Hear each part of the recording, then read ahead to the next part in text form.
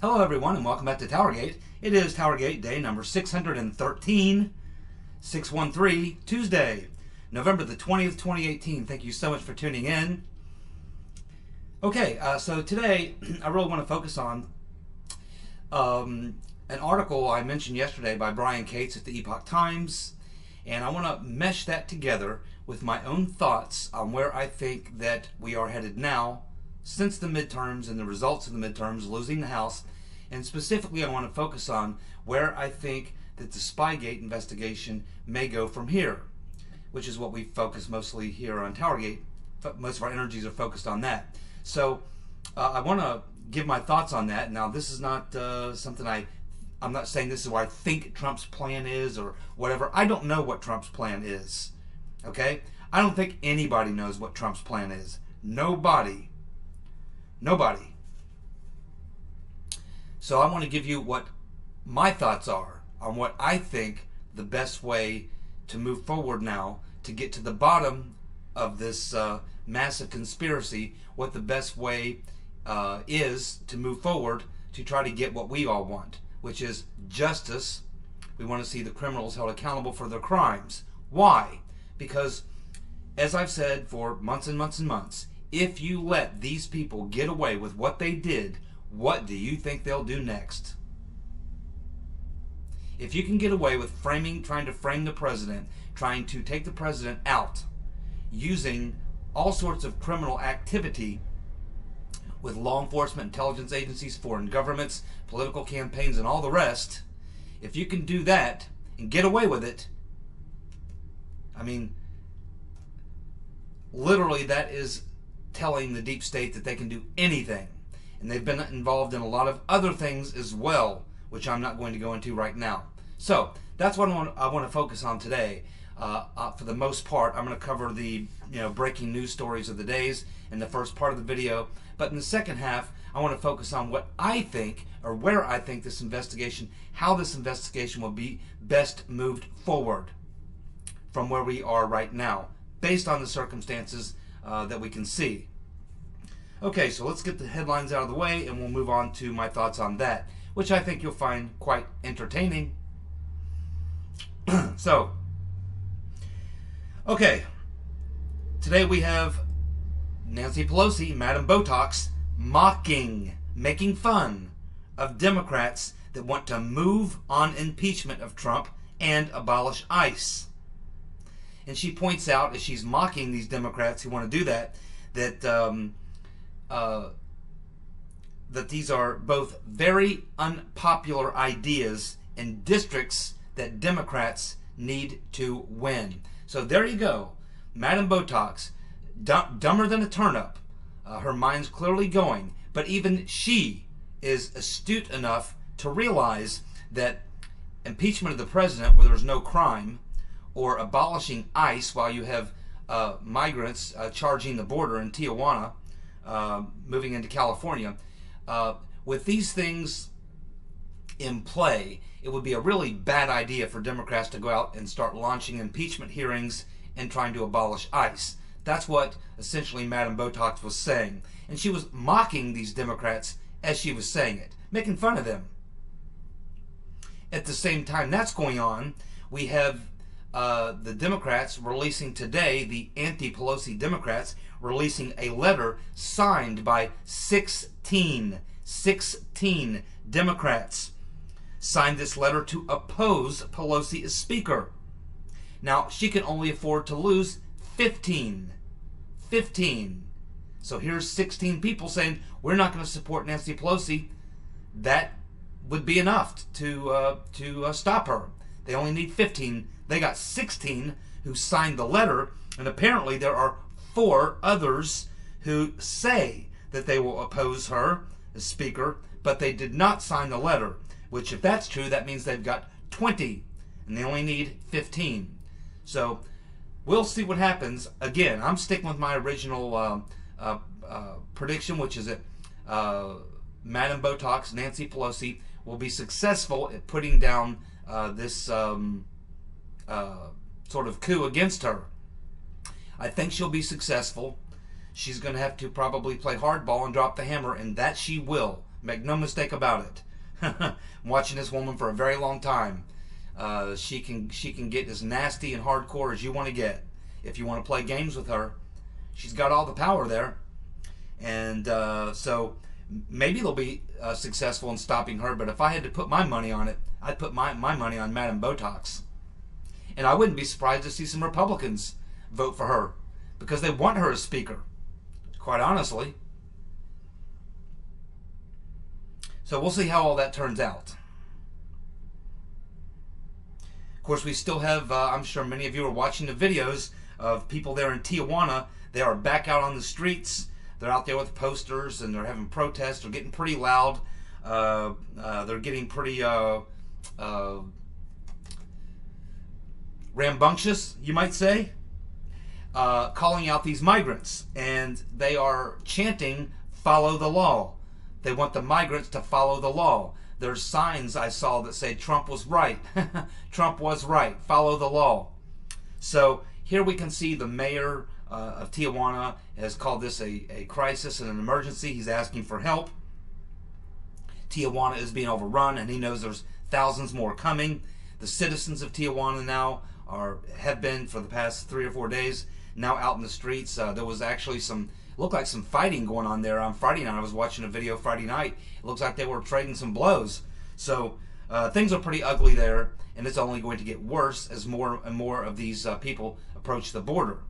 And they've been granted citizenship in Mexico, and they've chosen not to take advantage of that. So these people are all going to be put on airplanes and flown back to where they came from, or they'll be sent to Ecuador or somewhere else. I mean, a lot of these people may pass through Ecuador.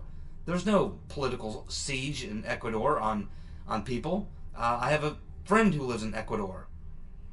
So, this is what's going to happen. These people, 99% of them, are going to be probably put on an airplane and shipped back to where they came from. It's just what's going to happen.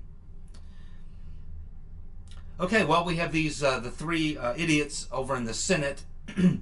Whatever his name is, Blumenthal, Senator Blumenthal, along with that nut Mazie Hirono, along with Sheldon Whitehouse, 3 real winners, who are now suing Trump and Whitaker over the Whitaker appointment. I guess they didn't read the DOJ memo. A recess appointment, a vacancy appointment, allows the president to appoint someone as Attorney General for a period of 210 days. And he can file for another 210 after that. But I guess they didn't get the memo. So this is just an example of what you can expect over the next 2 years as the Democrats control the House. This is exactly what they're going to do. This is what you would call a frivolous lawsuit. It'll be thrown out. They know the lawsuit will be thrown out. They know it's frivolous. They know it'll never even get a hearing. They just want the headlines for MSNBC and CNN and New York Times and everyone else to say, uh-oh, lawsuit against Trump. And this will be every single day. There will literally be hundreds. They will file hundreds of lawsuits against Trump. This is their action plan. This is what they're going to do. And that's the crowd that Madam Botox has somehow got to figure out how to rein in. We'll see how she does, but it looks like to me these people are unhinged and incapable of rational. I mean, this is not even politically wise. This is politically very stupid. Now, maybe they are in safe seats. I don't know. But these are senators, too, by the way. These are not House members. These are senators. So this will go nowhere. It's one of them suits. It's just a frivolous lawsuit. It'll go nowhere. But there's going to be hundreds of frivolous lawsuits filed against Trump and probably people around him and his administration. So get ready for that. Well, would you like to see Michelle Mabel Obama give a speech? If you do, it's going to cost you $1,239 a ticket. That's right, $1,239 a ticket. Why does someone like Michelle Obama, who's super wealthy, why does she need to charge, and why would she charge $1,239 a ticket to watch her give a very boring speech? One reason: to keep the riffraff out. To keep out the riffraff. That's folks like us, by the way. She wants to keep the riffraff out.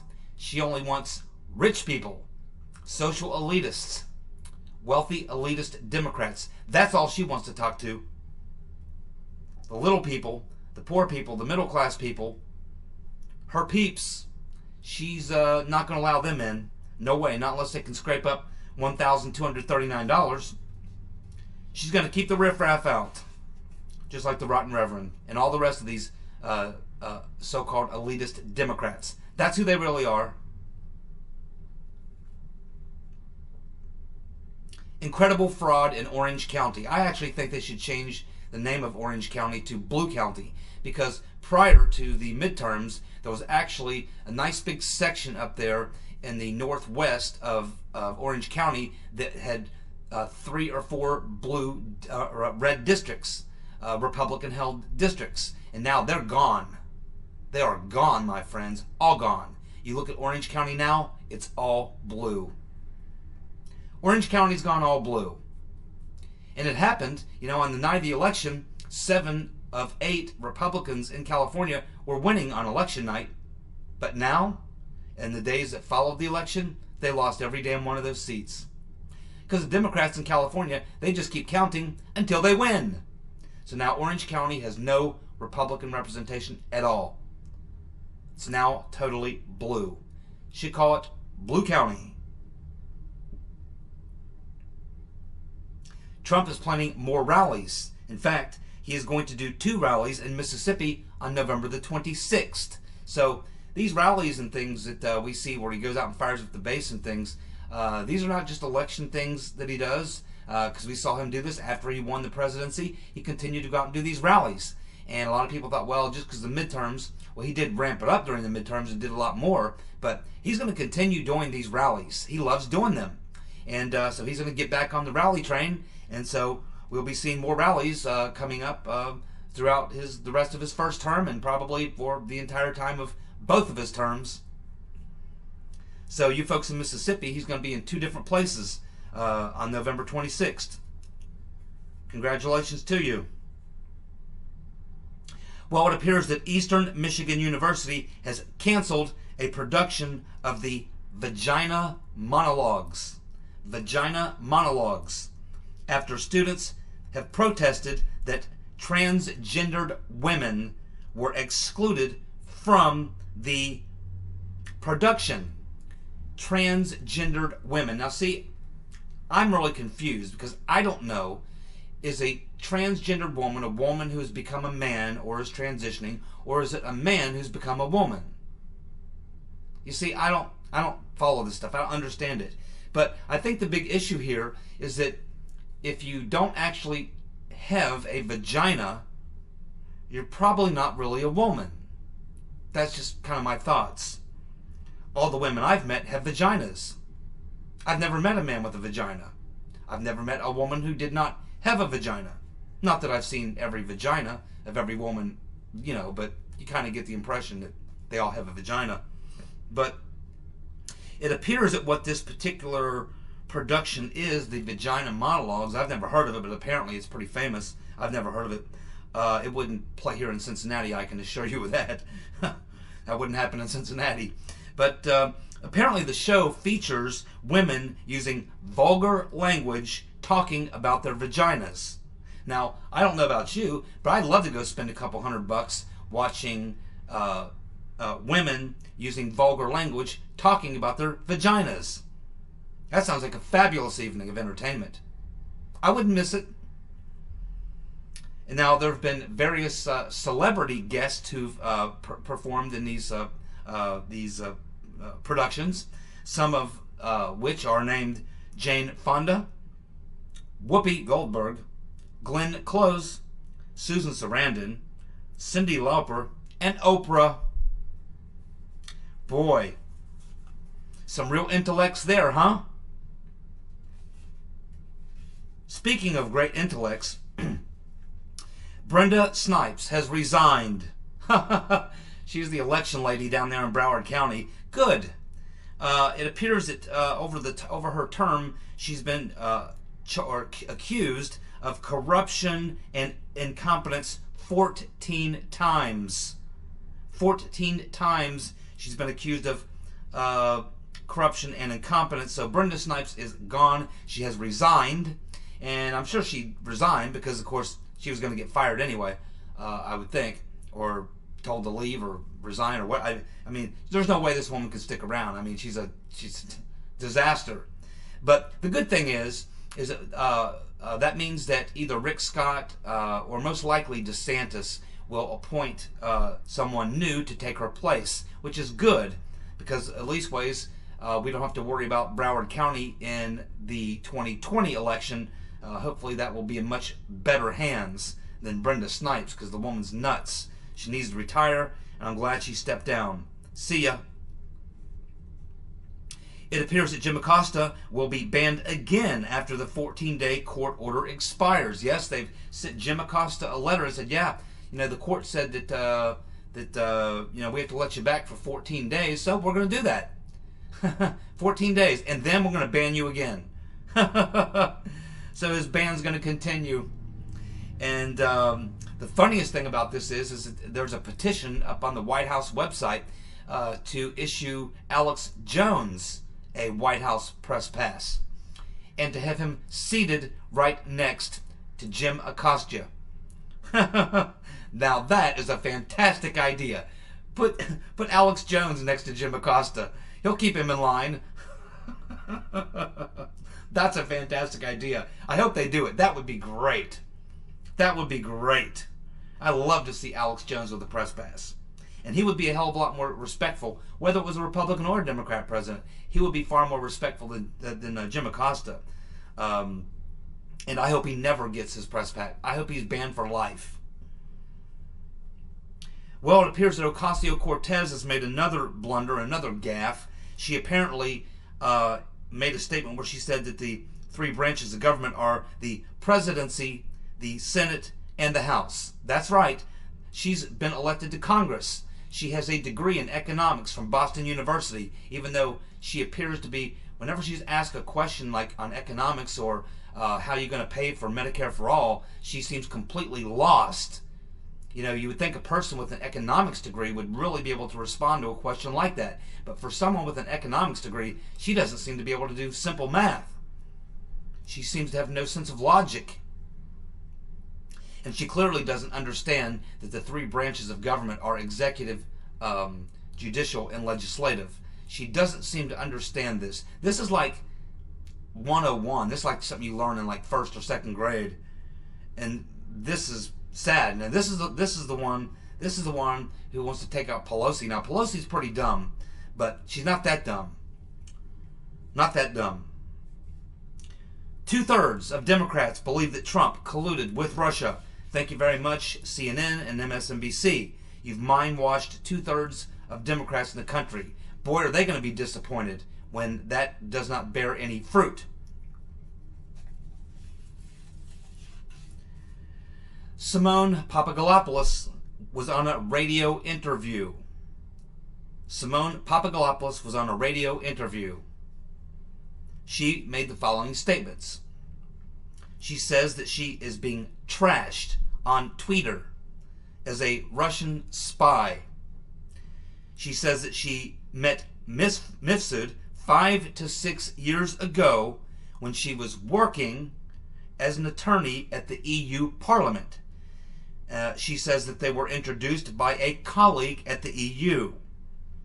She said that Mifsud was mostly networking with people at the EU, trying to rub elbows with these sort of higher level people at the EU. Kind of a gadfly guy that kind of hung around and tried to introduce himself and get into meetings and this type of thing. A kind of a meddling type individual. She says that Mifsud is absolutely connected to Western intelligence, Link University, and Italian intelligence. She would probably know about that because she is Italian. She said that she distanced herself from Mifsud after she became suspicious of him. He's a pretty suspicious character. She says that she met Papadopoulos, George Papadopoulos, on April the 17th. And we can assume she meant 2016. She didn't give the year. She just gave the day, the month, and the date. She says that people are trying to destroy her because she is sticking up for her husband. Yeah, that's probably a lot of it. She says she was interviewed by the FBI, and after which, as a witness, and after which they sent her a thank you letter, thanking her for taking the time to speak with them, and she heard nothing from them after that. She was also interviewed by Congress. She said that she has not been told not to speak about any investigations or anything else. She's not been, no one trying to shut her up, basically what she's saying, other than the abuse that she says that she's taking on Twitter. She's also talked a little bit about something I haven't heard much about, which is these issues going on with Papadopoulos' family. Apparently, her family loves George and wants him to be happy and all this type of stuff, but apparently there's serious issues with Papadopoulos' side of the family, particularly his father.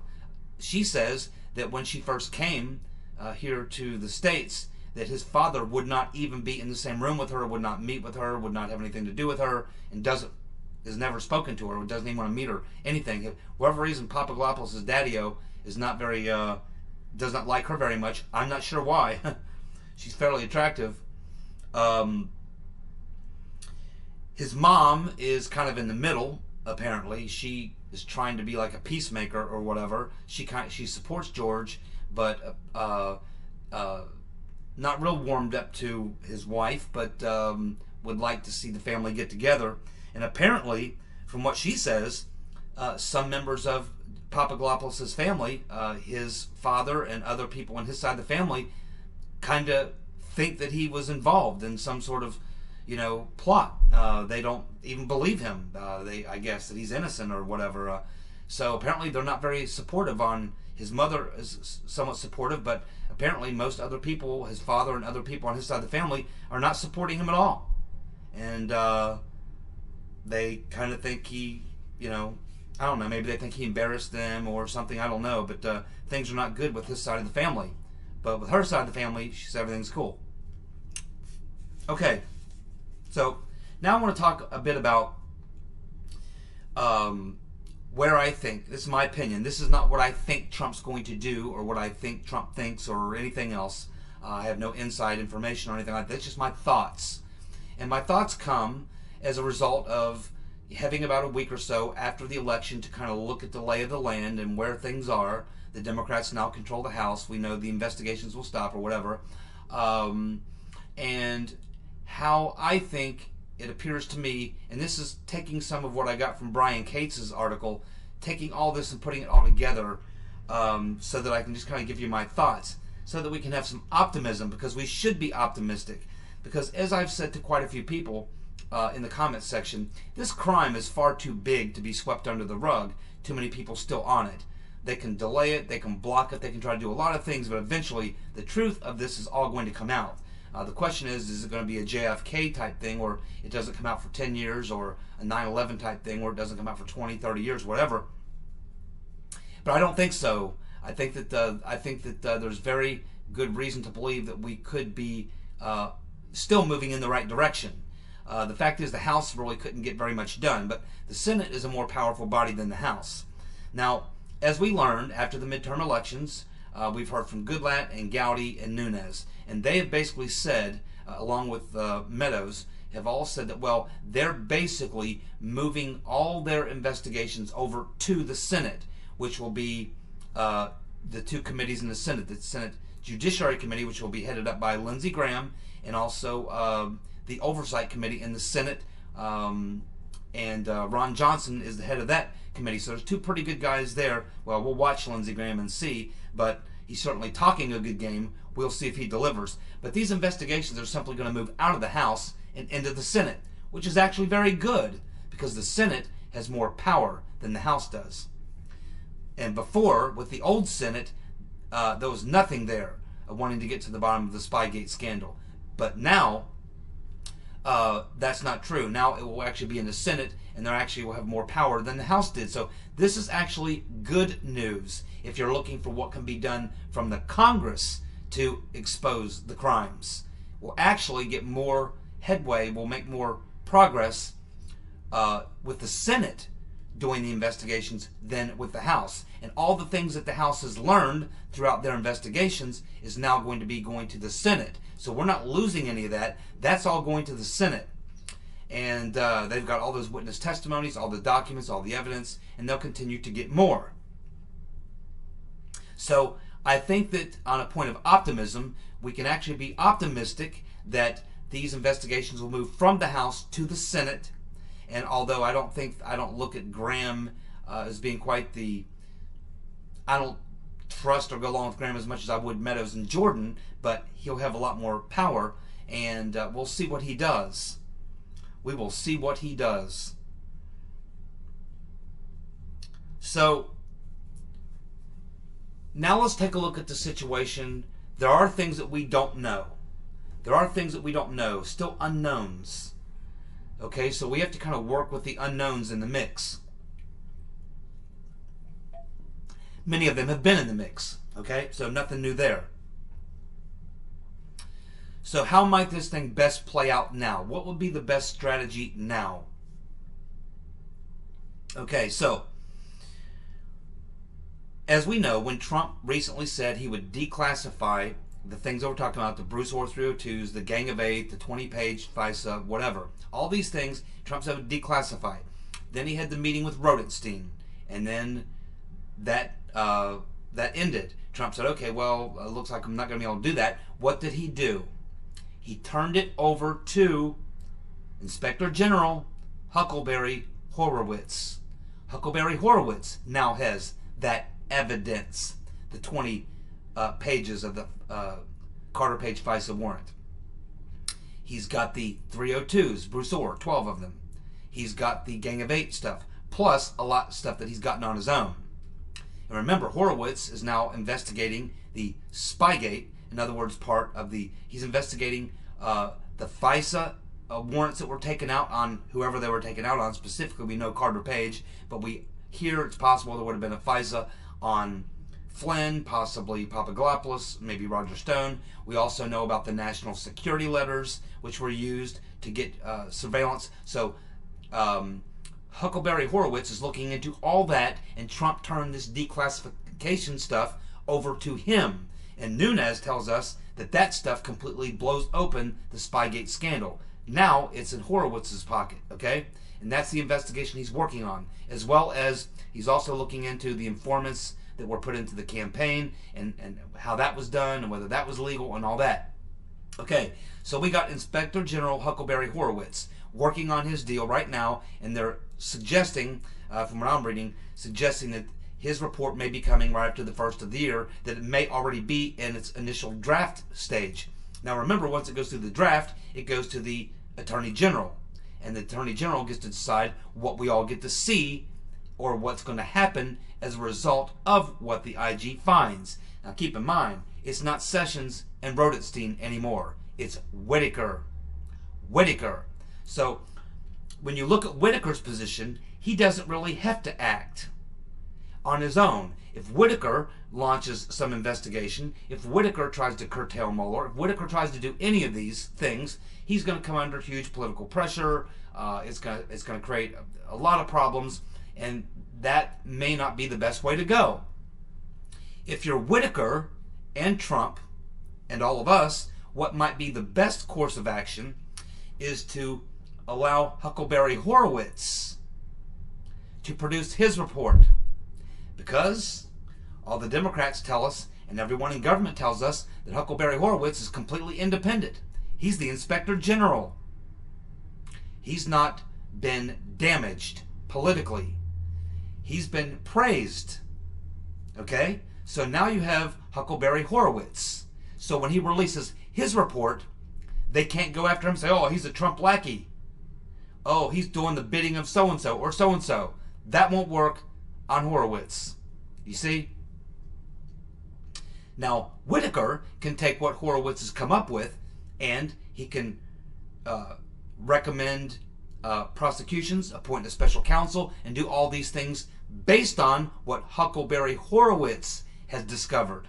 And what is Huckleberry Horowitz going to have to do? Well, Huckleberry can't produce a lame report because everyone knows, Trump knows what happened, Whitaker knows what happened, a lot of people know what happened, a lot of people within the IG working on this know what happened. Too many people know about the crimes, and they know about all the evidence that Horowitz has gone through. Remember, Trump gave Horowitz the 20 pages, gave Horowitz those 302s, and he's probably got his own, gave Horowitz the Gang of Eight stuff, plus he's looking into all the FISA stuff himself, which means he's deep into the FISA court and all their stuff, probably the head judge over there. So Horowitz cannot come out with a fudged report. He has got to produce a real report. Now, he always soft shoes things in a way. He dresses things up in a way. But Whitaker does not have to do that. Whitaker is looking for the evidence. And unlike Sessions, or unlike Rodenstein, who would not pursue charges against people based on the IG report, because quite honestly, if you look at the first IG report that came out, just based on that, there should have been many prosecutions and firings. But it didn't happen because of Rodenstein and Sessions. Wouldn't do anything about it. Or Ray, right? So Whitaker will now be in possession to take the evidence that Horowitz has produced. And he's clean. And they can't go after Horowitz. Hey, he's just the Inspector General. He's neutral. He's just giving us the facts from his investigation. And those facts are facts of crimes committed. Now again, Horowitz doesn't tie together the grand conspiracy. He gives you individual mistakes or violations that occurred. Here's the violations we found. Here's my report of the violations we found. And here's my recommendation that you do this or this or this. And he can make referrals. He did make a referral. It was Horowitz that referred McCabe for prosecution. But we see nothing's really happening too much on that front because Rodenstein and the rest don't want to get into that because McCabe has got a lot of stuff on Rodenstein. They would rather just put it all to bed. But now in the case of Whitaker, we know he thinks differently. We know he thinks a lot differently. So what would probably be the best course of action, in my opinion, based on where we are right now, is all of this stuff that's been investigated through the House is now going to move over to the Senate. Now, Graham, who's already called for a special counsel, as well as Ron Johnson, Graham will take where the investigation is so far. He'll continue doing his part, and it's pretty much, they've gotten through a lot of the witnesses, so he doesn't have that much more to do. A lot of it was done by the House during the last year and a half or so. So Graham can finish up the investigation from the Senate side, along with Ron Johnson. Then, as senators, they can recommend to Whitaker that he appoint a special counsel. So he puts that in his pocket. And then, probably within a very similar time, in other words, Graham will put out, when Graham realizes that the IG report is coming out, that they're starting to work on the draft, that's when Graham will likely wrap up his investigation because he'll want his stuff coming out just before the IG. So Graham will put out his stuff along with Ron Johnson. They will recommend, as they have already, a special counsel because of the findings of everything they have with what they've learned and what they've gotten from the House. They'll put that together in their report, release the report, give it to Whitaker, and suggest that he appoint a special counsel. Then out comes the IG report, which is looking into FISA, looking into the spies in the campaign, looking into all sorts of things. That will come out, and that report will be from the IG, and it will basically show where violations were. At which point, there will be enough there that Whitaker will have no problem at that point appointing a special counsel, which is also an independent body. This basically gives Whitaker cover. This gives Trump cover. So Trump didn't force Whitaker to take action. Trump didn't force Whitaker to do anything. Whitaker acted based on the Senate and their findings from their investigation combined with the House, as well as what's in the IG report. And what is all there tells Whitaker that this needs to be investigated. And he won't be doing the investigation. He'll be turning it over to an independent counsel, just like Uncle Bob. That, my friends, I think how I see this thing moving forward, how I think it would be best to move forward. I think that's the way to move now. Thank you so much for tuning in. I'll be back tomorrow with more TowerGate. You guys have a good night. Goodbye.